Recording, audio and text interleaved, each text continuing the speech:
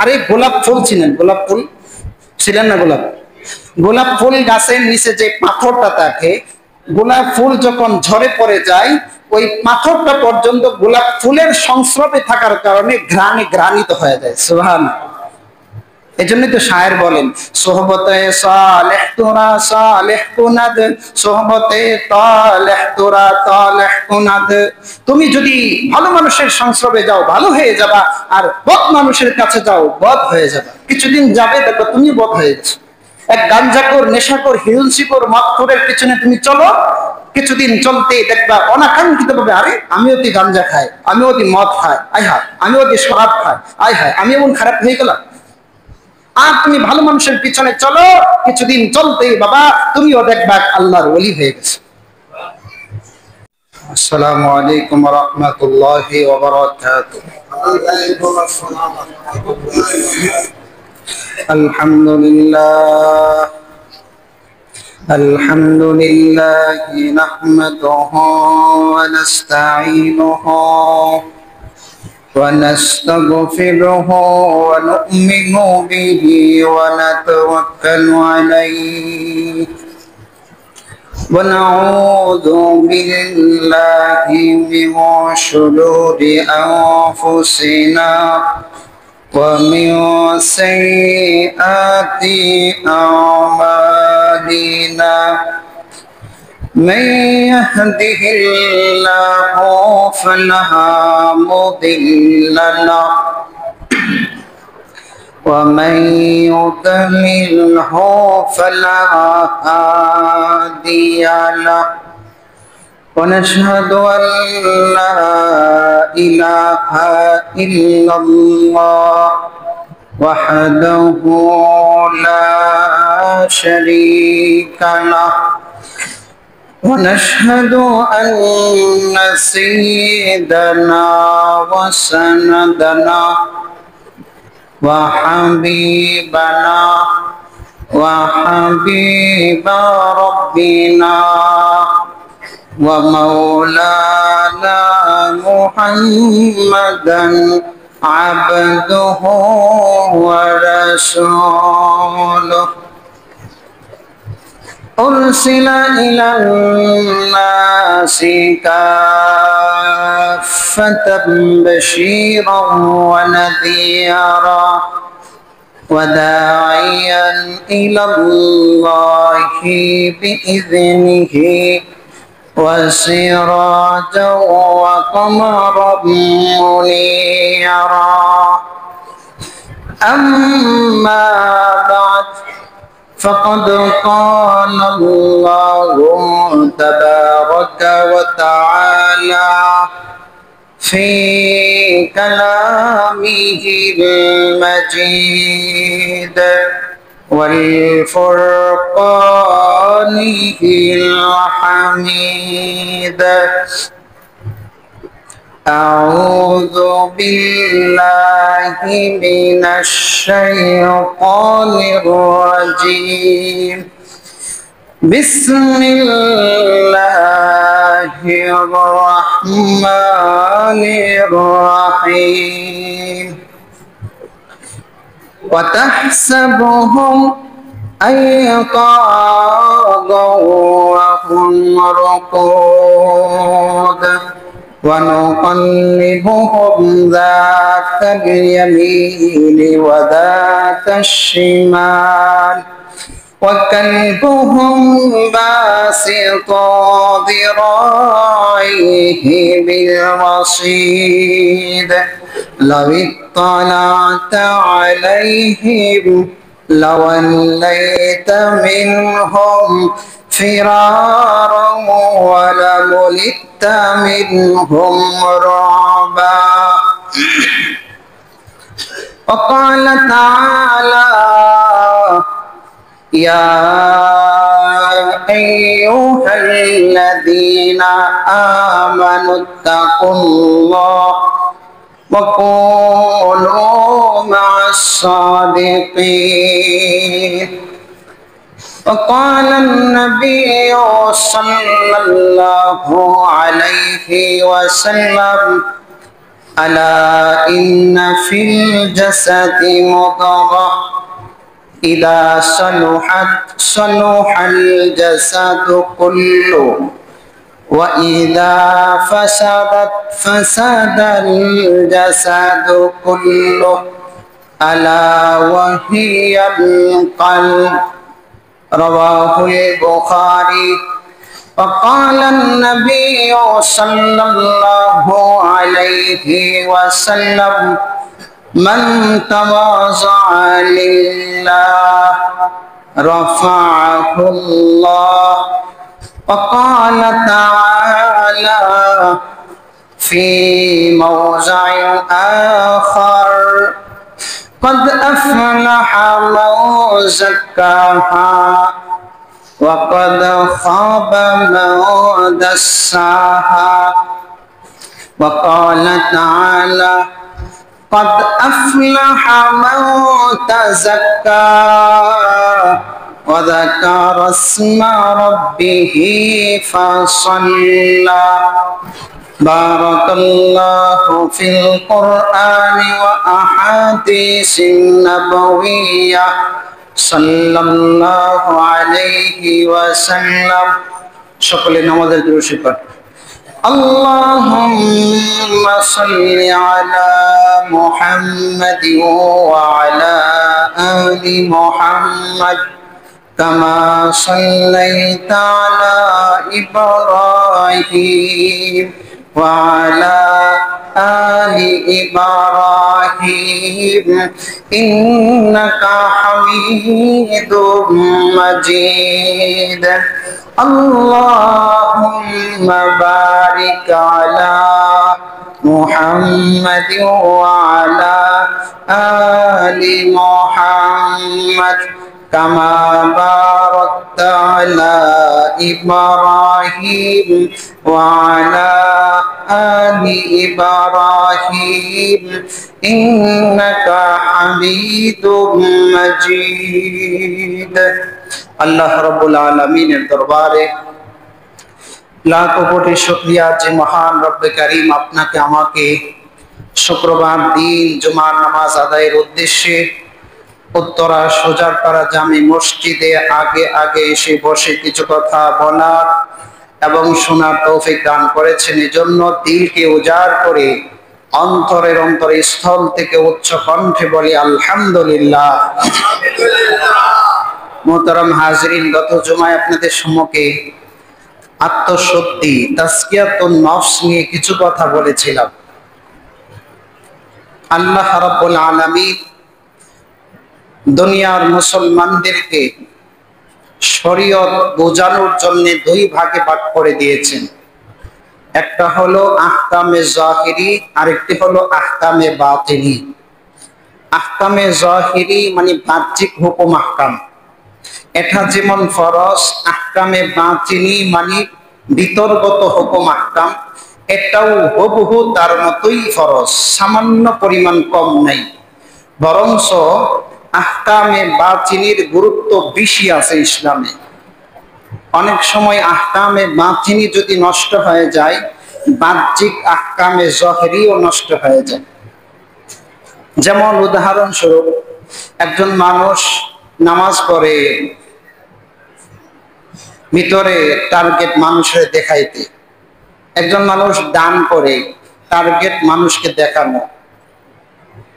এই যে তার টার্গেট দেখানো বিতর্কত অবস্থাটা, বাহ্যিক দেখা যায় মাশাআল্লাহ অনেক বড় দানবী, দেখা যায় মাশাআল্লাহ অনেক বড় জুব্বা পাগড়ি, সবসময় নামাজ কালাম সব কিছুতে ব্যস্ত, কিন্তু তার ভিতরটা নষ্ট। অর্থাৎ সে এটা করে শুধু বাহবা পাওয়ার জন্য। তো এই ভিতর নষ্ট হওয়ার কারণে হাসরের মাঠে আল্লাহ রাব্বুল আলামিন কিছু মানুষের এমন দৃশ্য দেখাবে, তারা যখন হাসরের মাঠে উঠবে তাদের আমল নামা উহুদ পাহাড়ের চেয়ে বড় বড় মনে হবে, এত পরিমাণ আমল তারা নিয়ে আসবে। কোন কোন মানুষের আমল নামে এত পরিমাণ হবে যে আসমান থেকে জমিন পর্যন্ত ভরপুর ফাঁকা জায়গা, এতটুকু পরিমাণ আমল নামা নিয়ে হাসরের মাঠে উঠবে। সুবহানাল্লাহ। এত পরিমাণ আমল নামা নিয়ে ওঠার পর আল্লাহ রাব্বুল আলামিনের দরবারে যখন যাবে, তখন ওই মানুষগুলোকে বলবে তুমি জাহান্নামে চলে যাও।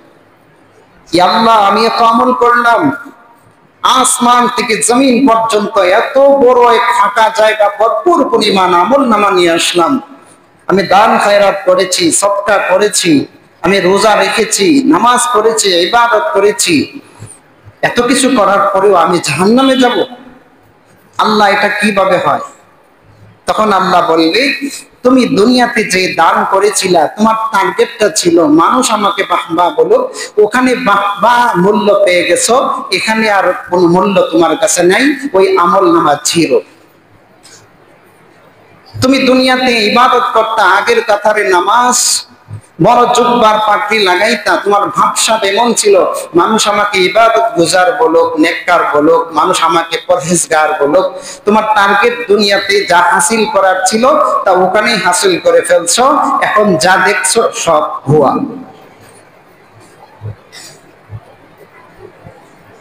তাহলে বাহ্যিক হুকুম আহকাম, আহকামে জহিরির চেয়ে আহকামে বাতিনি কঠিন গুরুত্বপূর্ণ ইসলামী শরীয়ত।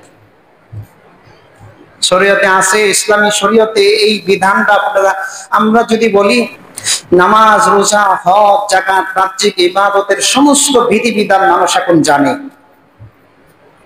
কিন্তু যদি বলা হয় আহকামে বাতিনি একটু ঠিক করো, তো কলিজায় লেগে যায়। কেন কলিজায় লাগবে? এই জন্যই তো আল্লাহ রাসূল সাল্লাল্লাহু আলাইহি সাল্লাম বলেছেন, আলা ইন্না ফিল জাসাদি মুদগা ইযা সালুহাত সালুহাল জাসাদু কুল্লুহু ওয়া ইযা ফাসাদাত ফাসাদাল জাসাদু কুল্লু আলা ওয়া হিয়াল কলব। বুখারী শরীফের মধ্যে হাদিস কানা এসেছে, রাসূল পাক সাল্লাল্লাহু আলাইহি ওয়াসাল্লাম বলেছেন, হে দুনিয়ার মানুষ, তোমার এই জায়গায় একটা হৃৎপিণ্ড আছে, গোশতের টুকরা।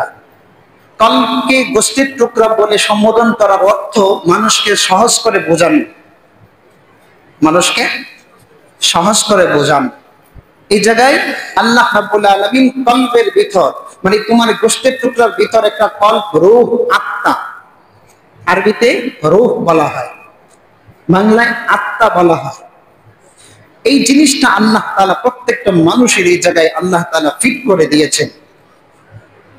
আলা ইন্না ফিল জাসাদি মুদগা ইদা সালুহাত সালুহাল জাসাদু কুল্লু। যদি এটা ঠিক থাকে, তোমার নামাজও ঠিক, রোজাও ঠিক, হজও ঠিক, যাকাতও ঠিক, ব্যবসাও ঠিক, মানুষের দান খায়রাত সদকা সব ইবাদত ঠিক। ইদা সালুহাত সালুহাল জাসাদু কুল্লু ওয়া ইদা ফাসাদাত ফাসাদাল জাসাদু কুল্লু। আর যদি এটা নষ্ট হয়ে যায়, তোমার নামাজ নষ্ট, রোজা নষ্ট, হজ নষ্ট, যাকাত নষ্ট, তোমার দান খায়রাত সদকা মানুষের উপকার সব নষ্ট। এজন্য ইসলামী শরীয়তে এটাকে আরবিতে বলা হয় তাসকিয়াতুন নফস, মানে নফসকে পরিশুদ্ধ করা। আল্লাহ তাআলা সূরাতুশ শামসে 14টা কসম খেয়েছেন, গত জুমায় বলেছিলাম।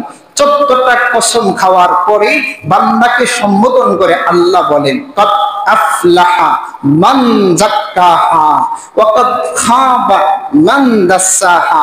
সেই সফলকাম যে আত্মশুদ্ধি অর্জন করেছে এবং সেই ব্যর্থ যে নিজেকে কলুষিত করেছে। মানে আল্লাহ রাব্বুল আলামিন তোমাকে যেইভাবে পুত পবিত্র আত্মাটা শিশু বাচ্চা থাকতে, এই ছোট শিশু বাচ্চাটা থাকতে যেমন পুত পবিত্র আত্মাটা দিয়েছিল, তুমি মৃত্যুর সময় এই আত্মাটাকে এইভাবেই নিয়ে গিয়েছো।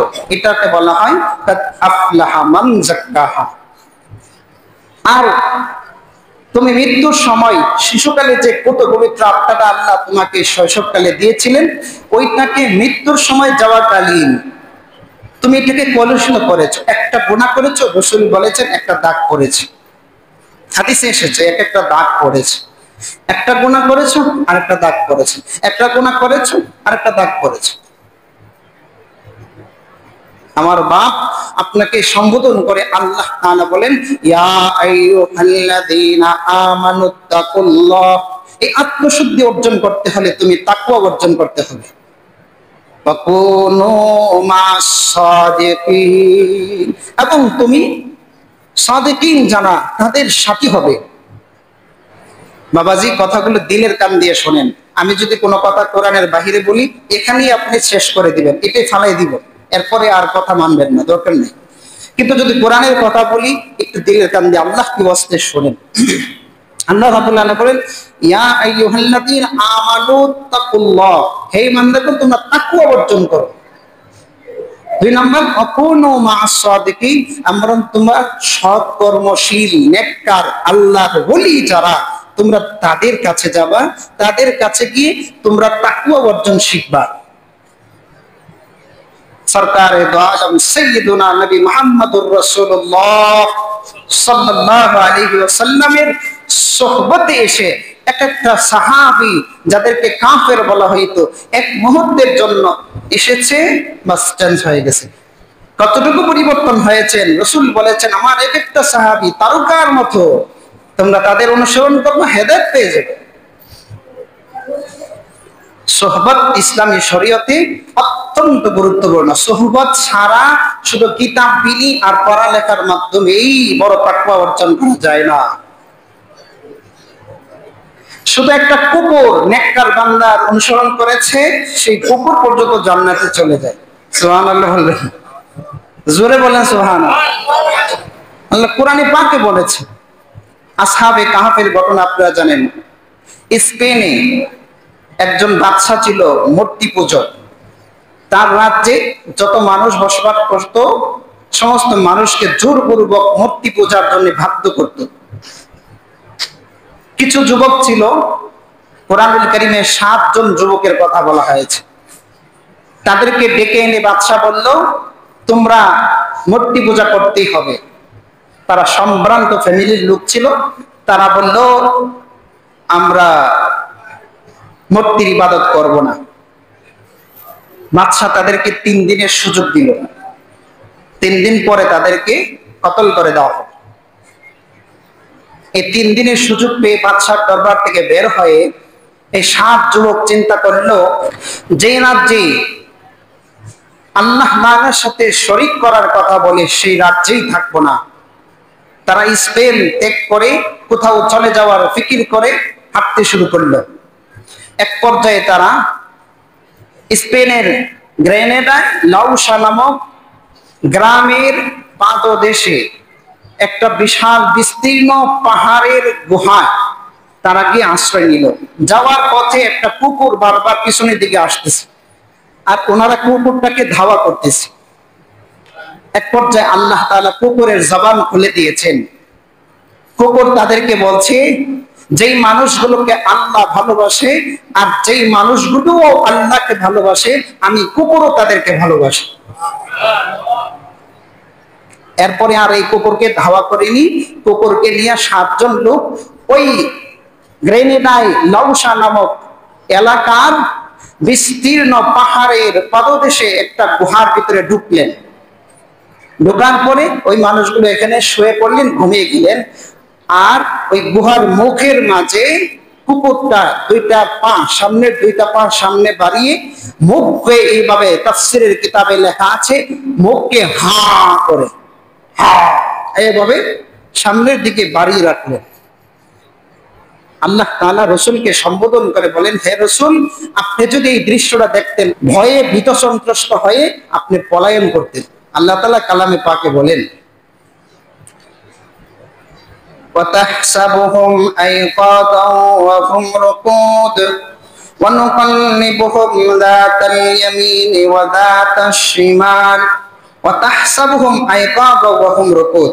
হে আল্লাহর রাসূল, আপনি যদি তাদেরকে দেখতেন, মনে করবেন কেমন যেন তারা জাগ্রত, অথচ তারা ঘুমন্ত।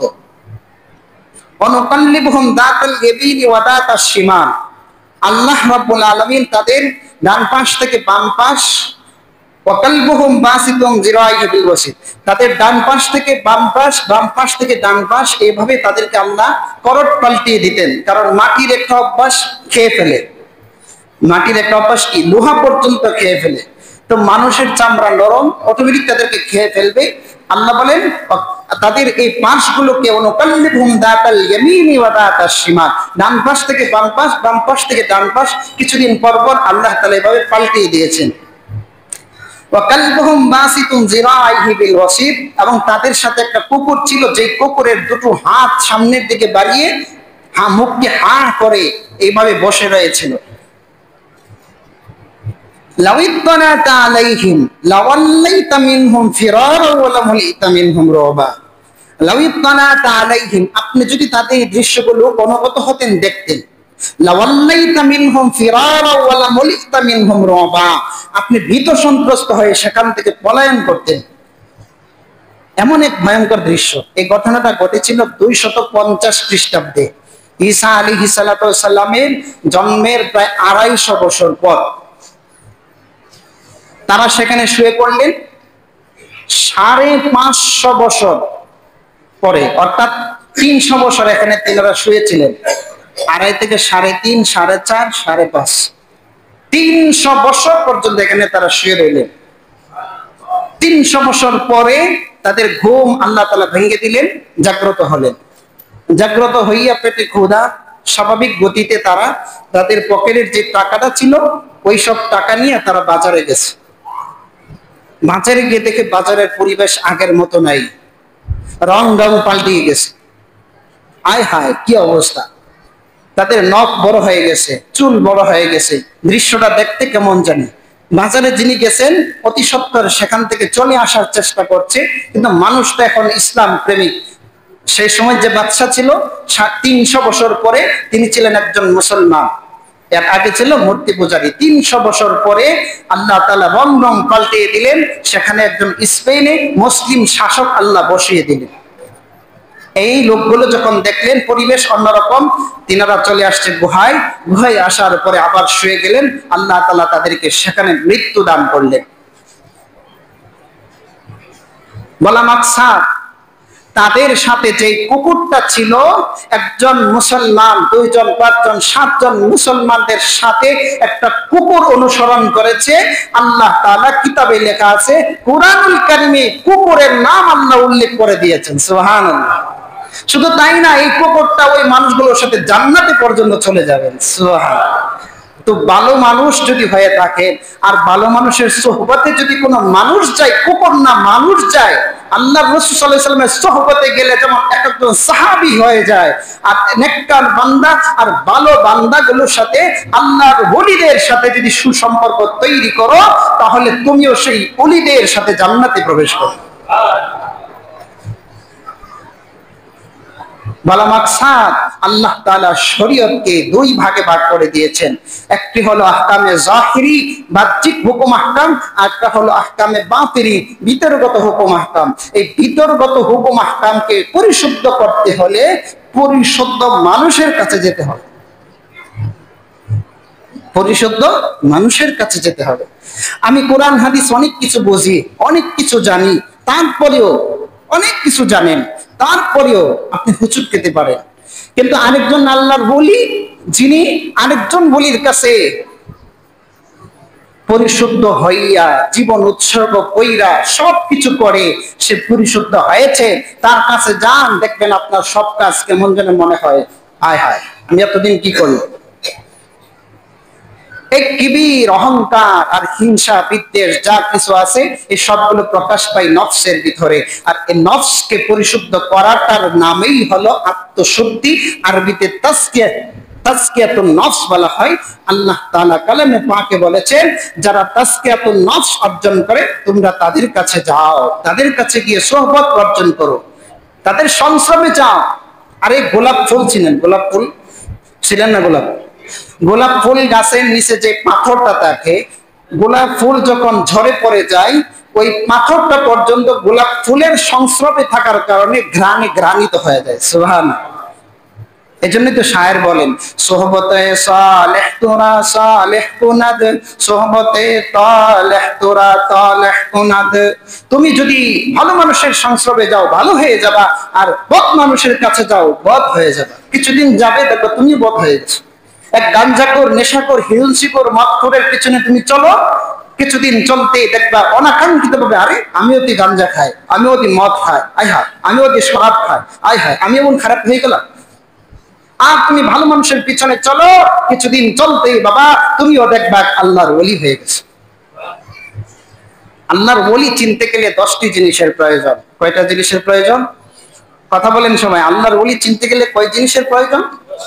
1 নম্বর, তার উপযুক্ত ইলম থাকতে হবে, কোরআন ও হাদিসের অগাধ জ্ঞান তার থাকতে হবে, যার মাধ্যমে নিজেও শিরিক বেদাত থেকে বাঁচতে পারে, গোমরা থেকে বাঁচতে পারে, এবং উম্মতকেও, তার অনুসারী যারা সোহবত প্রাপ্ত তাদেরকেও অন্যায় অবিচার থেকে বাঁচাইতে পারে। 1 নম্বর।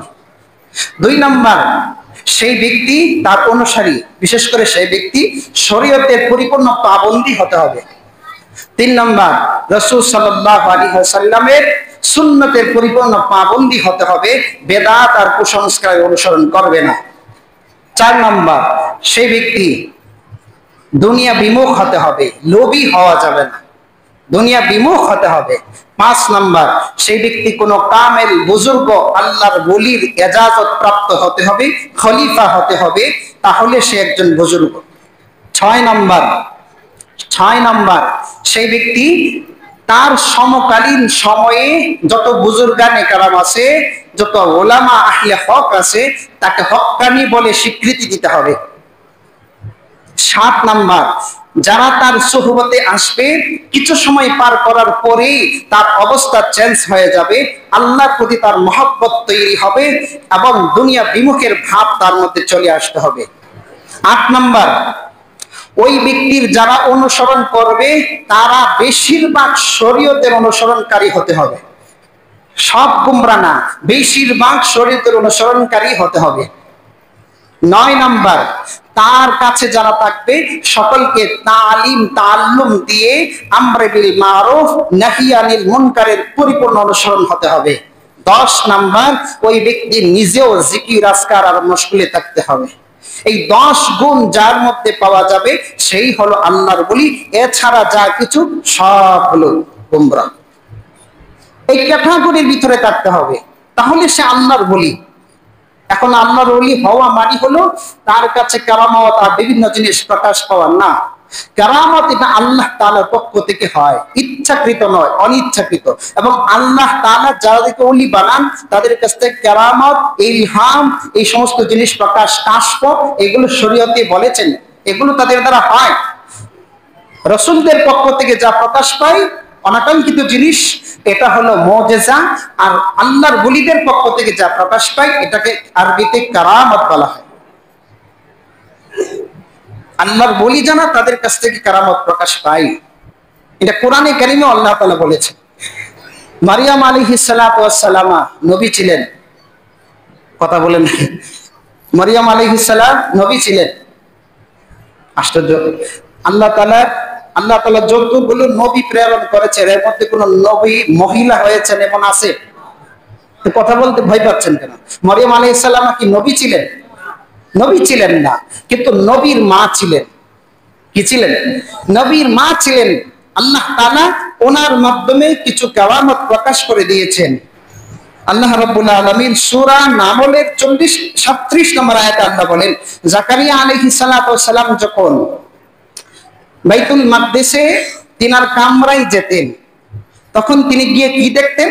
কুল্লামা দাখালা আলাইহা জাকারিয়াল মিহরাব, যখন এই জাকারিয়া আলাইহিস সালাতু ওয়াস সালাম মারিয়াম আলাইহিস সালাতু ওয়াস সালামের ঘরে কামরায় প্রবেশ করতেন, ওয়াজাদা ইনদাহা রিজকা, তখন সেখানে কিছু খাবার পেতেন, মৌসুমবিহীন খাবার পেতেন। ক্বালা ইয়া মারইয়াম আন্না লাকি হাযা, তখন বলতেন, চতুর্দিকে তো রাস্তাঘাট বন্ধ, দোতলায়, দ্বিতীয় তলায় থাকতেন, তো ওখানে অন্য কোনো মানুষ আসার তো সুযোগও নেই। তদারকি করছে জাকারিয়া আলাইহিস সালাম, একজন নবী, তো তিনি তো জানে এখানে আর কোনো পথ নাই, রিজিক দিলে বা কোনো খাবার পৌঁছালে তো আমি পৌঁছাবো, আর কেউ না। তো হঠাৎ করে খাবার থেকে প্রশ্ন করতেন, এই খাবার কোত্থেকে? তখন তিনি জবাব দিতেন, ক্বালাত হুয়া মিন ইনদিল্লাহ, তিনি বলতেন এটা আল্লাহর পক্ষ থেকে। সুবহানাল্লাহ। ইন্নাল্লাহা ইয়ারযুকু মান ইয়াশাউ বিগাইরি হিসাব, আল্লাহ তাআলা যাকে চান হিসাববিহীন রিজিক দান করেন। সুবহানাল্লাহ। তাহলে কারামাত ওলিদের পক্ষ থেকে প্রকাশ পাওয়া অসম্ভব না সম্ভব? আল্লাহ কোরআনই তো বলে দিয়েছেন সম্ভব, অসম্ভবের কিছু নয়। হযরত সুলাইমান আলাইহিস সালাতু ওয়াস সালামের জামানায় বিলকিস রানী ইয়ামান থেকে সেই বাইতুল মাকদিস পর্যন্ত কত দূরে, তিনি বলছেন বিলকিস রানী আসতেছে, পথের মধ্যে আছে, সে একজন সূর্য পূজারী, সে আল্লাহকে মানে না, আমার দৃশ্যগুলো দেখবে। সে যেই মসনদে সিংহাসনে বসে রাজত্ব পরিচালনা করত, আমি চাই এটা যেন আমার সামনে নিয়ে আসা হয়। কে আছো? জিনদের মধ্য থেকে। তিনি তো জিনদেরও বাদশা আছেন, সাল্লাল্লাহু আলাইহি ওয়াসাল্লাম জিনদেরও বাদশা আছে। বললেন আমি চাই এটা আমার কাছে নিয়ে আসবে, কে পারবে? ইফরিতুম মিনাল জিন, আল্লাহ কোরআনে বলছে জিনদের মধ্য থেকে দৈত্য ইফরিত এক জিন, তিনি বললেন আমি আপনার এই এক পাশ থেকে আরেক পাশে উঠতে যতটুকু সময় লাগে এতটুকু সময়ের ভিতরে আমি তা নিয়ে আসবো। সুলাইমান আলাইহিস সালাম বললেন না, আরো কম সময় নিয়ে আসতে হবে। সুবহান। তখন একজন মুমিন মুসলমান, তার নাম ছিল বারখিয়া। এই বারখিয়া সুলাইমান আলাইহিস সালামের বন্ধু ছিলেন, বড় ইবাদত গুজার ছিলেন, যিনি ইসমে আজম জানতেন। তিনি বললেন আপনার চোখের পলক মারতে যতটুকু সময় লাগে এতটুকু সময়ের ভিতরে আমি ওই বিলকিস রানীর সেই সিংহাসনটা আপনার সামনে এনে দিব। সুবহানাল্লাহ বলবেন না? আল্লাহ রাব্বুল আলামিন এই কথাটা কোরআনুল কারীমে উল্লেখ করেছেন। কালাল্লাযী ইনদাহু ইলমুম মিনাল কিতাব, যখন সুলাইমান আলাইহিস সালাম এই ঘোষণা করলেন কে এনে দিতে পারবে সীমিত সময়ে, তখন যার কাছে কিতাবের ইলম ছিল তিনি বললেন আনা আতিকা বিহি ক্বাবলা আন ইয়ারতাদ্দা ইলাইকা তারফুক, আমি আপনার কাছে একটা পলক, চোখের পলক মারতে যতটুকু সময় লাগে এতটুকু সময়ের ভিতরে আমি ওই সিংহাসনটা আপনার সামনে এনে দিব। ফালাম্মা রাআহু মুস্তাকিররান ইনদাহু, যখন তিনি বলা মাত্রই তার সামনে যখন তা উপস্থিত দেখতে পেলেন, ক্বালা হাযা মিন ফাদলি রাব্বি, সাথে সাথে বললেন এটা আমার মহান প্রতিপালকের ফজল আর দয়ার অনুগ্রহে নিয়ে আসা হয়েছে। কারামত প্রকাশ পায় কি পায় না? তো সুলাইমান আলাইহিস সালাম চাচ্ছেন যে এই কাজটা আমি করব না, আমার চেয়ে নিম্নমানের একজন লোক দিয়া করাবো, সুলাইমানের ইজ্জত এতে করে আরো বেড়ে যাবে। যখন বিলকিস রানী শুনবে যে তার একজন বন্ধু অনুসারী একজন ব্যক্তি এত বড় কাজ করতে পারে, তাহলে সুলাইমান রানী কেমন? সুবহানাল্লাহ। সাবধান, সুলাইমানের প্রতি আবার বর্জন নিয়ে আসেন না। কারামত এটা আল্লাহর ওলিদের দ্বারা প্রকাশ পায়। আজকে কেরামত আর কাজ পর্যন্ত থাকলো, যদি আগামী জুমাতে সুযোগ থাকে ইনশাআল্লাহ এ বিষয়ে আরো কথা হবে।